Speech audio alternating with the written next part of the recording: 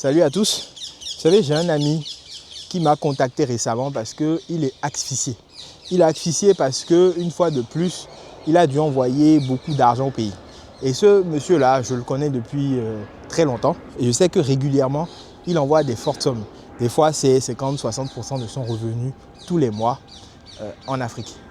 Et j'ai souhaité en parler. J'ai souhaité expliquer pourquoi, selon moi, les Africains sont toujours pauvres aujourd'hui et dans quelques décennies seront encore pauvres. C'est un sujet qui me tient à cœur parce que voilà, je suis africain.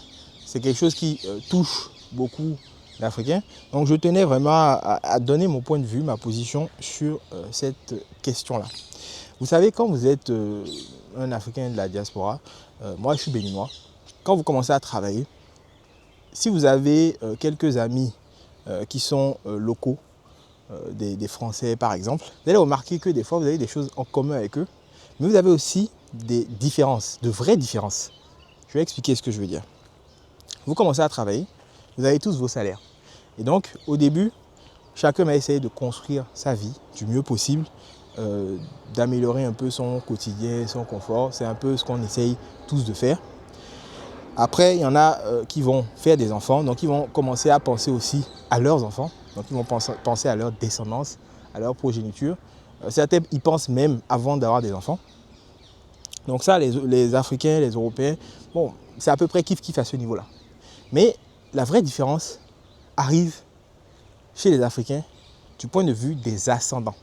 C'est-à-dire que les Africains, souvent, ils ont en plus de leur propre vie, de la vie de leurs enfants, ils ont en plus la charge de leurs ascendants.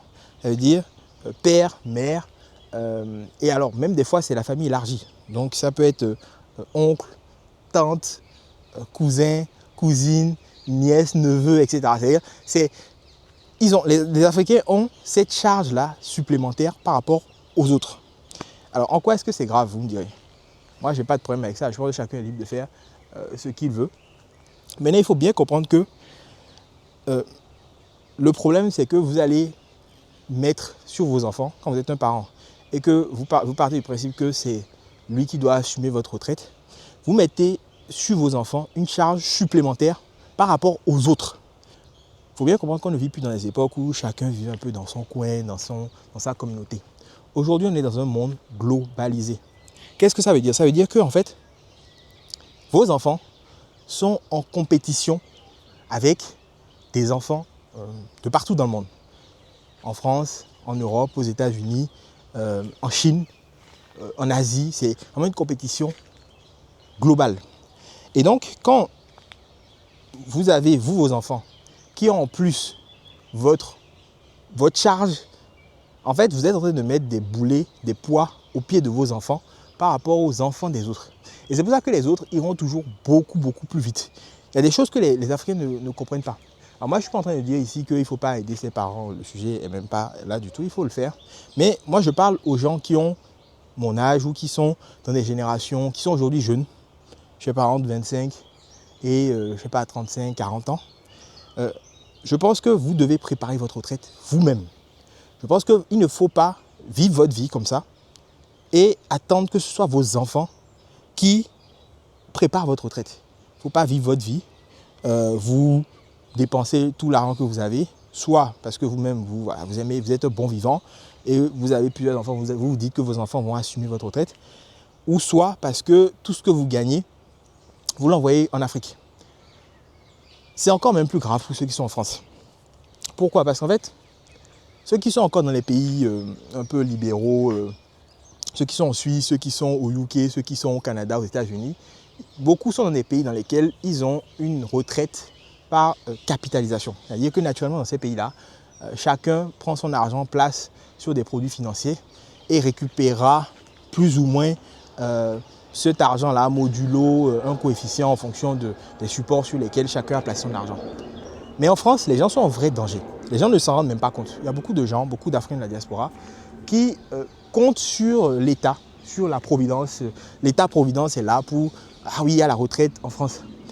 Je pense que les gens n'ont pas compris en fait ce qui est en train de se passer en France. En France, aujourd'hui, vous avez une retraite par répartition. C'est-à-dire que vous cotisez aujourd'hui pour ceux qui sont à la retraite en ce moment même. Je pense qu'il y a beaucoup de gens qui n'ont pas compris ça. Vous cotisez aujourd'hui pour ceux qui sont à la retraite en ce moment même. Alors, ce n'est pas un problème.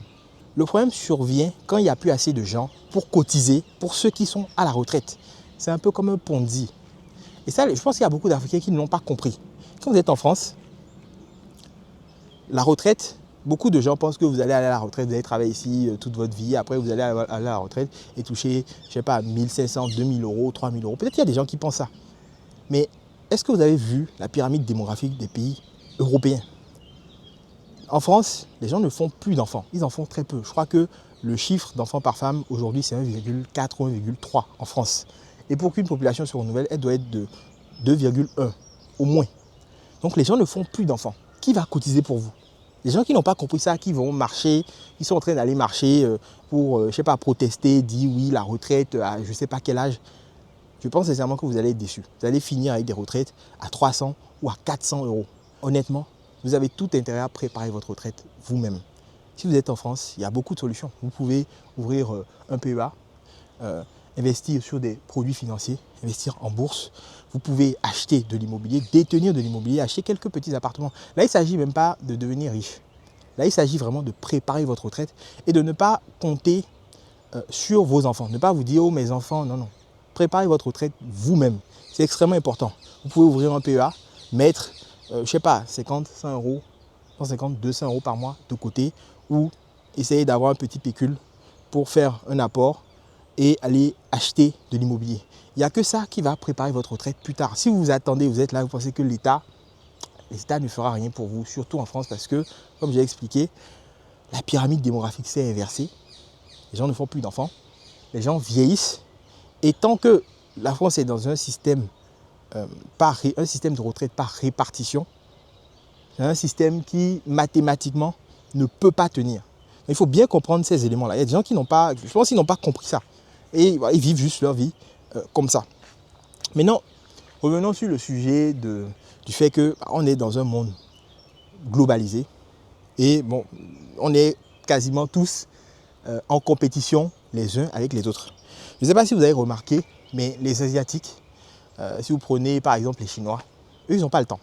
Et qu'ils ont accusé un retard avec les pays occidentaux. Il y a quelques siècles de ça, ils ont subi une violente entre guillemets, agression de la France et des UK. Et ils se sont dit, ok, plus jamais ça.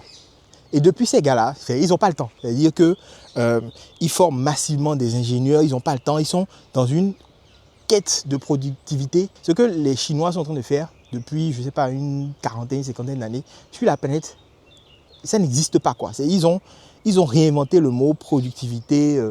La Chine a eu des années de croissance à 14%. Je ne sais pas si les gens comprennent ce que ça veut dire. Parce qu'ils n'ont pas le temps. Ils n'ont pas le temps parce qu'ils ont accusé du retard. Donc, ils ont mis en place ce qu'il faut pour que les enfants chinois soient les meilleurs au monde. Les Africains ne font pas ça. Les Africains laissent plutôt des dettes à leurs enfants.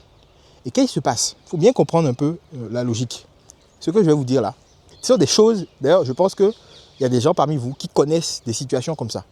Vous allez avoir un enfant, peut-être français, qui a hérité de ses parents, soit un appartement, soit quelques dizaines de milliers d'euros. Il hérite. Et qu'est-ce qu'il va faire? Il va se rendre compte que il a envie d'aller ailleurs, de voir un autre endroit. Il va aussi se rendre compte qu'il y a beaucoup moins de croissance en France aujourd'hui. Et puis, il va se dire, ok, je vais aller voir ailleurs ce qui se passe. Donc, il va aller dans d'autres marchés. C'est ça, en fait, le monde globalisé. Parce que les Africains aussi vont dans d'autres marchés. Bon, généralement, nous, on va pour les études, etc. On ne va pas pour faire de gros business. Déjà parce que dans nos propres marchés, on n'est pas dominant, mais dans les marchés des autres, voilà, on est quasiment inexistant. Mais les autres, ce n'est pas ça. Les autres, ils sont dans des pays dans lesquels leur marché est déjà pratiquement saturé. Donc, ce qui se passe, c'est qu'ils ont des parents qui leur ont légué de l'argent. Ils prennent cet argent-là, ou un appartement, ou alors un portefeuille boursier. Ils vont donc hypothéquer peut-être leur appartement. Ils vont mettre ça en collatéral. Ils vont obtenir de l'argent. Maintenant, ils vont prendre cet argent-là et ils vont aller dans vos pays. Ils vont aller en Côte d'Ivoire, ils vont aller au Sénégal, ils vont aller au Bénin, ils vont aller peu importe où. Parce que le monde est un monde ouvert. Vous allez chez les autres, ils ont aussi le droit de venir chez vous. C'est comme ça que ça marche. Ils vont venir chez vous avec beaucoup de capital. Ils vont prendre ce capital-là, ils vont lancer un restaurant, Et vous qui avez rien laissé à vos enfants, ou du moins ce qui avait laissé des charges, parce que bon, on peut ne pas laisser à ses enfants. Moi, je pense même que voilà, c'est pas grave à la limite de ne pas laisser des choses, parce que voilà, on a eu une vie qui est difficile, mais essayez de ne pas laisser des charges à vos enfants. Donc, vous allez laisser des charges à vos enfants. Vous avez ces gens-là qui vont venir chez vous, qui vont ouvrir leur restaurant. Leur restaurant va cartonner et ils vont embaucher vos enfants. Et maintenant, vous allez dire que, oh, que c'est la colonisation, que les gens sont méchants, que c'est la colonisation, que ceci. Il faut bien comprendre que je ne suis pas en train de dire ici que est-ce que c'est bien, est-ce que c'est mauvais. Moi, je vous décris juste comment les choses se passent. Je prends les données actuelles, je les projette. Enfin, pour ceux qui font du prédictif ou du big data, vous allez comprendre ce que je suis en train d'expliquer là. Je prends les données actuelles et je les projette dans le temps et je vous explique ce qui va se passer ou ce qui même se passe déjà. Ça arrive déjà sur le continent. Vous avez des gens qui arrivent de partout en Afrique avec du capital que les Africains n'ont pas, qui lancent des business. Les business cartonnent et ils viennent embaucher vos enfants. Bon, c'est ça la vie. Moi, je pense qu'il faut aussi jouer le jeu. Ça veut dire que vous devez essayer tout au moins de ne pas laisser de charge à vos enfants. Parce que sinon, vous allez avoir des enfants qui sont tout le temps en difficulté par rapport aux enfants des autres. C'est extrêmement important, je pense, de comprendre ces affaires-là. Dans un monde globalisé, vous ne pouvez pas faire juste ce que vous voulez, kiffer votre vie et après compter sur vos enfants. Maintenant, je dois quand même dire quelque chose. L'idée n'est pas de jeter la pierre aux parents.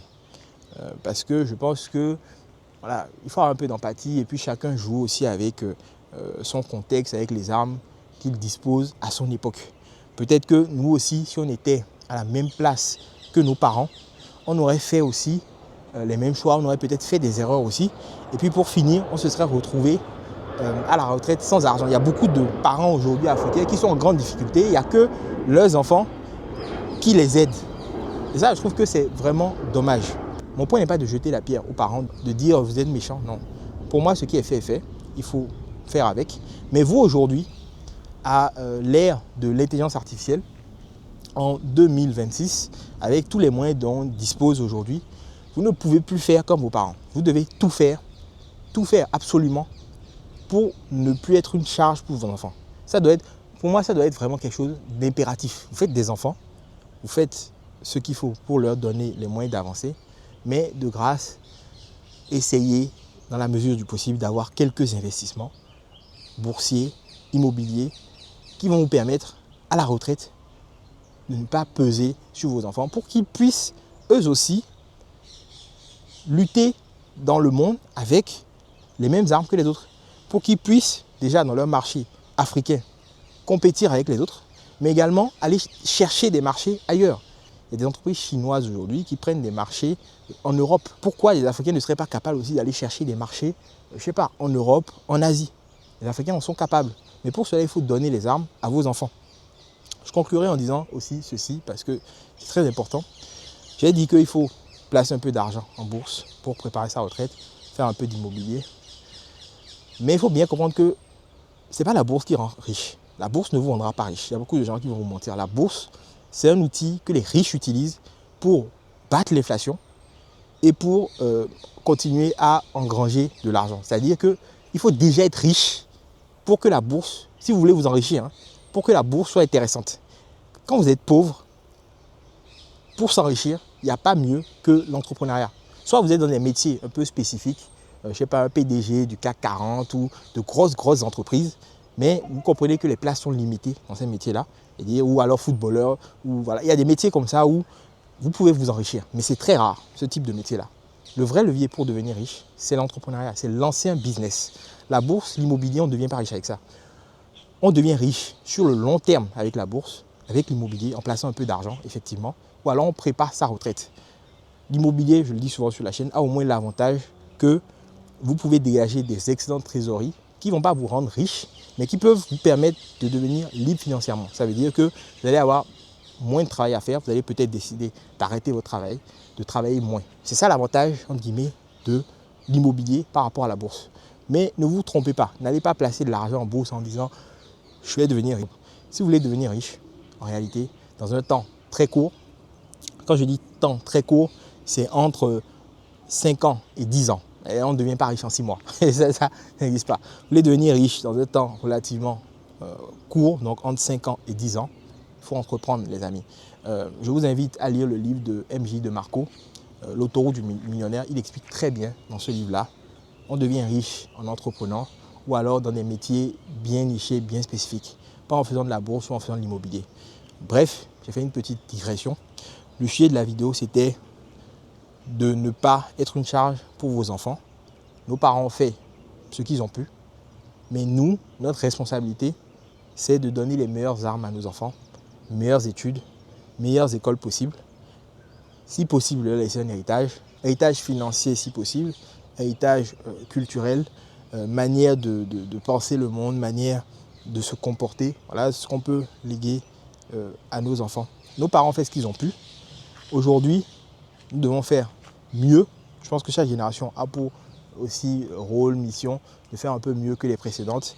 C'est-à-dire qu'on doit essayer, si possible, de ne pas être des charges pour nos enfants en préparant nous-mêmes nos propres retraites. C'est extrêmement important pour que plus tard, nos enfants puissent espérer un jour sortir de la pauvreté et vivre beaucoup mieux dans ce monde globalisé, dans ce monde ultra compétitif, dans ce monde où les gens se battent pour être les plus productifs. Parce que si vous n'êtes pas assez productif, peut-être que ce sont les autres qui vont vous nourrir. Parce que eux, chez eux, ils seront productifs. Ils vont faire leurs produits soit manufacturés, soit les produits alimentaires, et ils vont les envoyer chez vous. Et après, vous allez pleurer. C'était tout pour cette vidéo. N'hésitez pas à vous abonner, à liker la vidéo, et on se retrouve très vite dans une prochaine vidéo. C'était Julien. Ciao!